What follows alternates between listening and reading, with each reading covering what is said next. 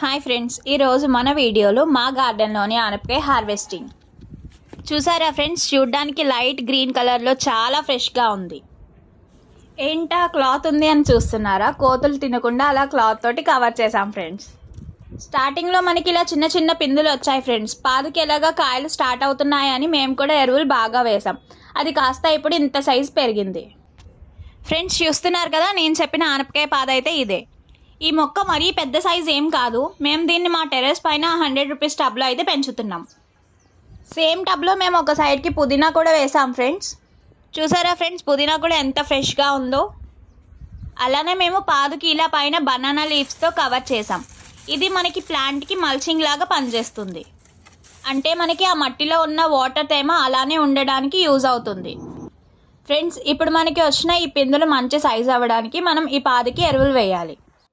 దానికోసం మనం ఈ సైడ్ వేసిన పుదీనా మొత్తం తీసేయాల్సి వస్తుంది ఫ్రెండ్స్.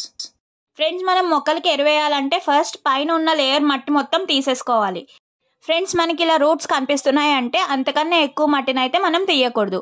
ఇప్పుడు మనం తీసుకున్న కిచెన్ వేస్ట్ మొత్తం మట్టిలో వేసి పైన కూడా మనం మట్టితో కవర్ చేసుకోవాలి ఫ్రెండ్స్. చూసారు కదా, ఇక్కడ మనం కిచెన్ వేస్ట్తో పాటు కొంచెం పశువుల ఎరువు కూడా కలుపుకోవాలి. ఇది మనకి ఒక 7 to 10 డేస్లో ఈజీగా డీకంపోజ్ అయిపోతుంది. సో మొక్క చాలా హెల్తీగా పెరుగుతుంది ఫ్రెండ్స్. మనం ఇలా కిచెన్ వేస్ట్ వేసి మట్టితో కవర్ చేసిన తర్వాత ఇలా పైన మనం బనానా లీవ్స్తో కవర్ చేసాం. ఇది మల్చింగ్లా యూజ్ అవుతుందని చెప్పాను కదా ఫ్రెండ్స్, అందుకే ఇలా చేయాలి ఫ్రెండ్స్. మనం ఇలా కిచెన్ వేస్ట్ వేసి 2 వీక్స్ అయిన తర్వాత ఒకసారి చూద్దాం కాయ ఎంత పెద్ద సైజ్ అయ్యిందో. చూసారు కదా ఫ్రెండ్స్, మనం అనుకున్నట్టే ఈ కాయ మంచి సైజ్ అయితే తయారైంది. ఇప్పుడు మనం దీన్ని హార్వెస్ట్ చేయొచ్చు. చూసారా ఫ్రెండ్స్, ఇది చూడడానికి లైట్ గ్రీన్ కలర్లో ఎంత అట్రాక్టివ్గా ఉందో. అంతేకాదు ఫ్రెండ్స్, మనం ఇలా ఇంట్లో పెంచుకునే ఫ్రూట్స్ అయినా వెజిటేబుల్స్ అయినా చాలా టేస్టీగా కూడా ఉంటాయి. అలానే మనం ఇంట్లో ఇలా ఎలాంటి కెమికల్స్ యూస్ చేయని వెజిటేబుల్స్ తీసుకోవడం వల్ల మన హెల్త్కి కూడా చాలా మంచిది. మా వీడియో మీకు ఎలా అనిపించిందో కామెంట్లో చెప్పండి. అండ్ మా వీడియో మీకు నచ్చినట్లయితే మీ ఫ్రెండ్స్తో షేర్ కూడా చేయండి.